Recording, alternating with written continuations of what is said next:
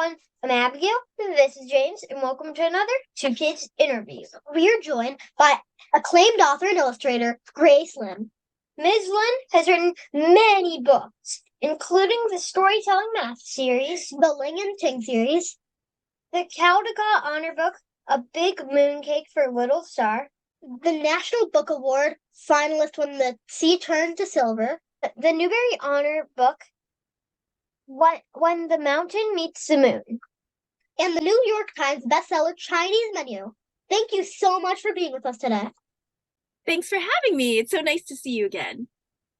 First, congratulations on your newest book, Chinese Menu, becoming a New York Times bestseller. Thank you. I was very excited. I'm so glad because I hope that means that people are reading the book. There is more representation in books now than ever before. You and your books are a part of that trend. Is that something that's important to you? Yes, it is very important to me that there are lots of diverse books out there in the world. When I was your age, I have to say that I was not exposed to that many diverse books. In fact, I do not remember seeing any books with an Asian person in it when I was a child, except for one that made me called The Five Chinese Brothers. And that one made me feel very, very embarrassed to be Asian. And so when I became a children's book author and illustrator, I wanted to make books that showed people that look like me in them and ones that wouldn't make kids who look like me feel embarrassed. You have said a book makes all cultures universal. Can you talk to us about that? Sure. So I have a book called Dim Sum for Everyone. And in some ways, that's a really good way of explaining what I mean when I say a book makes all things universal. So dim sum is a kind of food that not everybody has experienced. It's going to a restaurant, and instead of having your food brought to you, like you order off a menu and then a waiter will bring your food. Dim sum is a little different because what happens is that there's lots of little dishes on carts that people kind of cart around, and you kind of pick what you want as the cart moves around. So it's a very different experience, and it's a very cultural one. It's very popular in China and Hong Kong and Taiwan. And so that might be a kind of a unique way of eating. However, in the book, when you get to experience that, when you see how they eat that in the book, all of a sudden you realize even though maybe the way that they're serving the food is a little unique, everybody eats and everybody enjoys food. And all of a sudden that experience of eating dim sum becomes something that everyone can enjoy. And you realize, oh, I do that too. I like to pick my food. I like to eat delicious food. So it takes things that are maybe a little bit unusual. A book can take something that's unusual and make it feel familiar. Since you didn't grow up around Chinese culture, what does the research part of your writing look like? Oh, that's a good question. So what does the research part of my writing look like? It's a lot of different things. It depends on the book that I'm writing.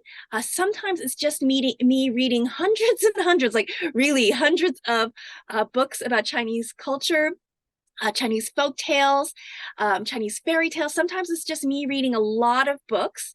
Other times it's me just having long conversations with my parents or my relatives or friends.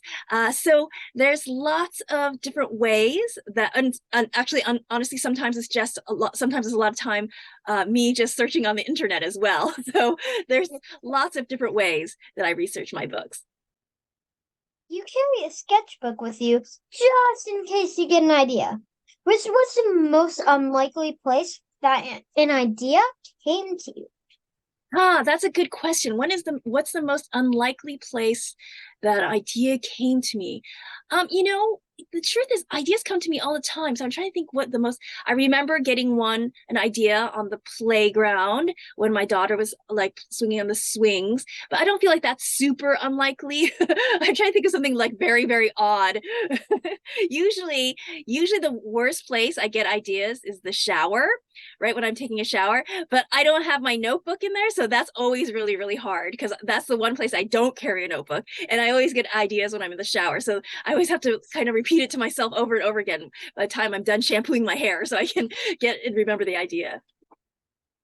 You read both picture books and middle grade novels. Can you tell us what you like most about each and the biggest challenge of each? So, it's very interesting because they're very challenging. I think making any kind of book is really challenging.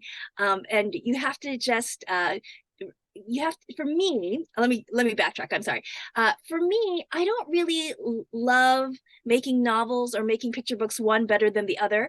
What I really love is telling stories. So what happens to me is I get an idea for a story, and the story kind of tells me what kind of book it wants to be. If this story is very complex, it's probably going to be a novel.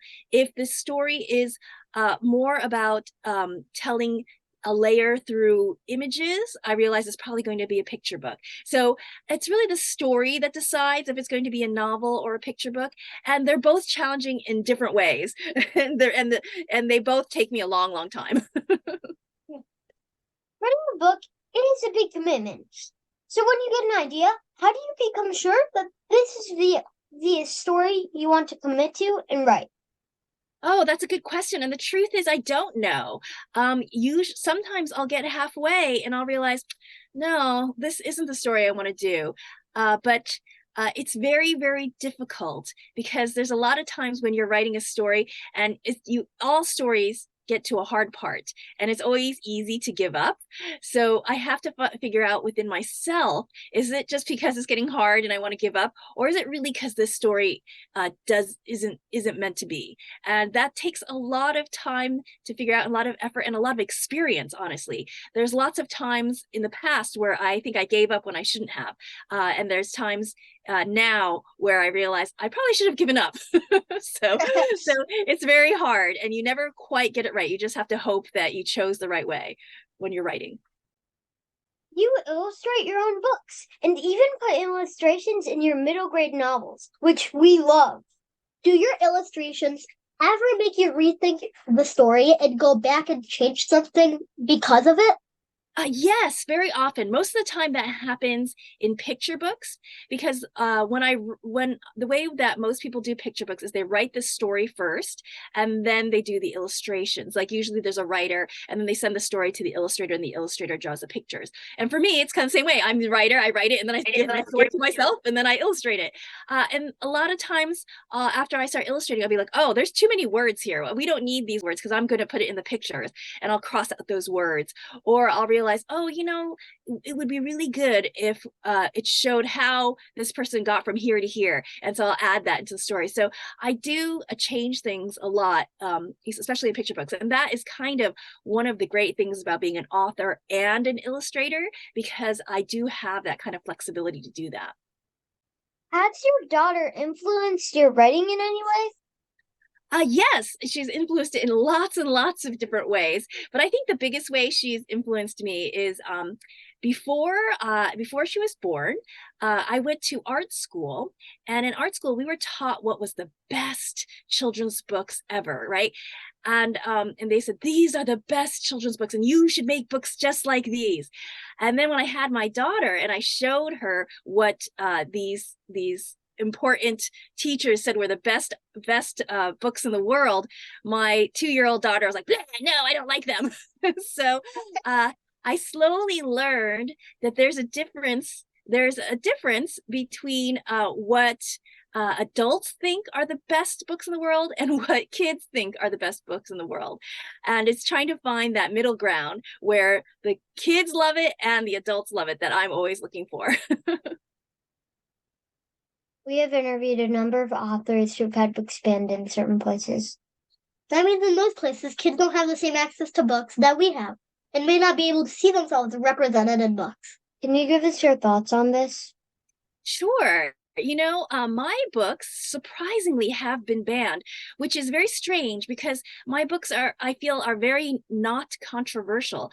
Dim Sum for Everyone, the one I told you about, where it's just people eating in a restaurant, that book has been banned, which is very weird because how can you just ban somebody eating in a restaurant, right? I know. It's so strange. And then the other one, Yeah. And the other one that was banned was A Big Moon Cake for Little Star, which is also really strange because it's just about a girl eating a big moon cake. And so it's very weird what's being banned, and it makes me feel really sad, um, because I think what has happened is, I talk about this a lot with some adults, and we talk about how, um, when I was young, I never saw any books with people like me in them, right?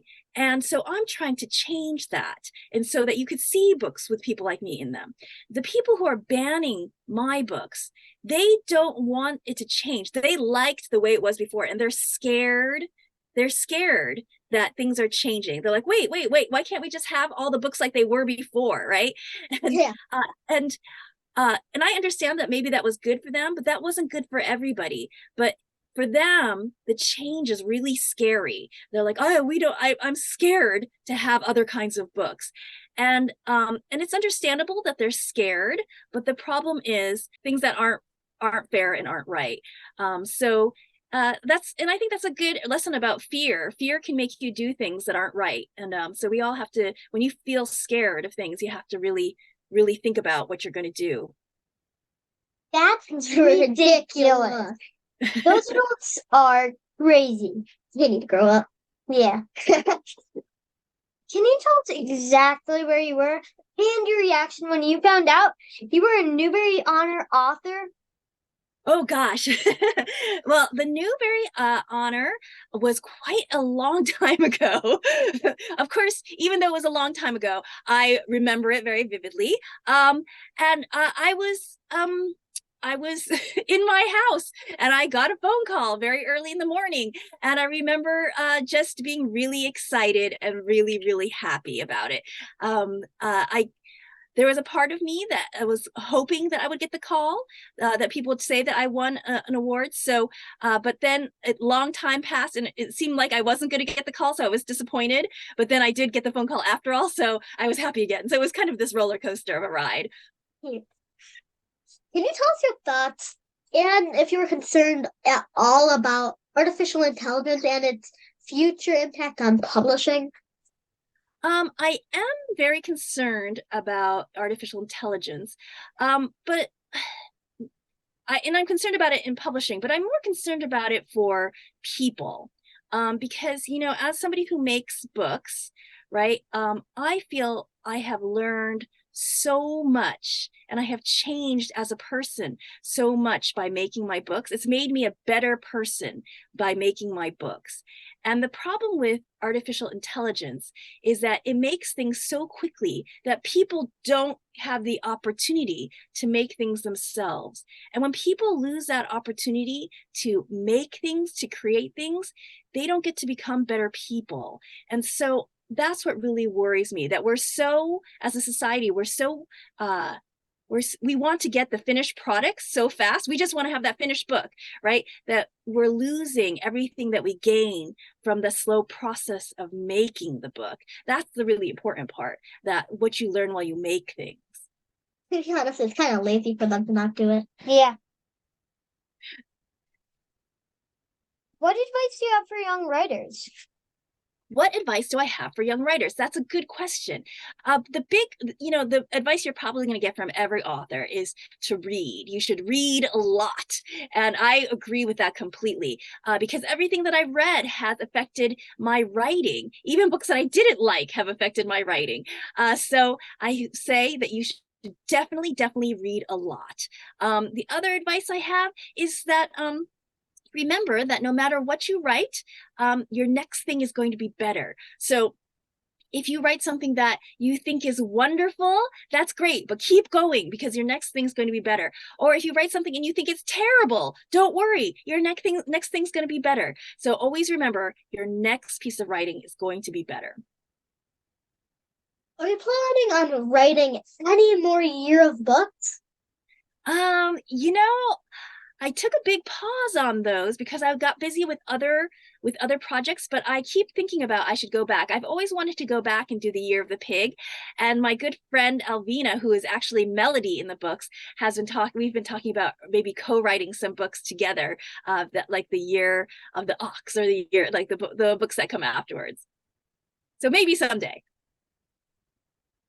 Can you tell us what you're writing now? Right now, I am writing a new novel. Right now the title is called Beyond the Gate, but we are probably going to change it.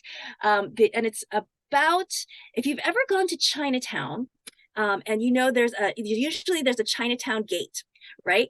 And in front of the Chinatown gate, there's usually two stone lions. And if you look very closely at those stone lions, you'll notice that one stone lion holds a ball and the other stone lion holds a baby cub. And this book is about the cub and that ball. What was it called again? Right now, we're calling it Beyond the Gate, but we might change it. Yeah, it's pretty good. I think I'll read that. I hope you do. That would be great. Finally, it's time for Turbo 10. 10 rapid fire questions. Are you ready? Okay. Number 1. What is your favorite phrase to use? Oh, what's my favorite phrase to use? My favorite phrase is probably, it's probably interesting. That's interesting. Number 2. What is one subject you'd love to learn more about? Oh, what's one subject that I would love to learn more about? That is a good question. I would probably like to learn more about, there's so many things. Oh, the first thing that came to my head was sign language. So that's something but I don't know if that's like the burning one, but that is the first one that came to my head. So I'll say sign language. Number 3. What is your go-to snack food? My go-to snack food. When I'm writing, my go-to snack food is candied ginger. But my other favorite is Pocky. And gummy bears. Number 4. What was your favorite book growing up? I've got a lot of favorite books growing up. Okay, so my favorite picture book growing up was called A Little House by Virginia Lee Burton. My favorite kind of early novel was a book by Natalie Babbitt called The Search for Delicious. And then I really love the Anne of Green Gables books. Number 5. If you could teleport somewhere right now, where would you go? If I could teleport anywhere right now, where would I go? That is a good question. It's pretty cold here, so my first thought was Hawaii. Number 6. If you could have one superpower, what would it be? If I could have one superpower, what would it be? It would be teleportation, I think. I love being in other places. Like you were saying, like, where could I be? Like Hawaii. I love going to places like Hawaii. I love going to places like Japan or China, Taiwan, but I do not like to travel there. I hate going on the airplane. I hate going on like driving. Like I don't like any of the travel part. I just like being there. So I would definitely choose teleportation so I could just be there. Yeah, and a snack. Yes. Less than a snack. Number 7. What was your favorite cartoon as a kid? What was my favorite cartoon as a kid? I did not watch a lot of TV when I was a kid, but one of the cartoons that I used to watch that I really liked was My Little Pony. Number 8. What is your favorite rainy day activity? What's my favorite rainy day activity? My favorite rainy day activity is just to snuggle up with a book and eat something delicious. Number 9. If you could have any 3 dinner guests, who would they be? If I could have any 3 what? Dinner guests. Dinner guests. Gosh. If I could have dead or alive, or they have to be alive? No rules. Even No a fictional rules. character. Oh, and it could be a fictional character. Well, honestly, to be honest, if I could choose three characters, I would choose three of my loved ones who have passed away, because I would love to see them and have a meal with them one last time. Number 10. What is the best piece of advice you were ever given? One of the best pieces of advice I was ever given was to always practice was to practice and practice everything. The worst advice I was ever given was not to practice. So I give a lot of speeches and presentations, and one person once told me, don't practice your speeches or else you'll sound very canned and practiced, and that's terrible. And that was really bad advice, because when you don't practice your speeches, you just go up there and you feel really silly and dumb, and then you start stuttering and you sound horrible. I would much rather sound rehearsed and coherent than not rehearsed and incoherent. So the best advice is practice. And if somebody says not to practice, don't listen. You were awesome. Thank you so much for doing that. And thank you so much for spending this time with us. We can't wait to read your future books. Thanks so much. I hope you enjoy it. Thank you too. Thank you. Bye. Bye. Bye.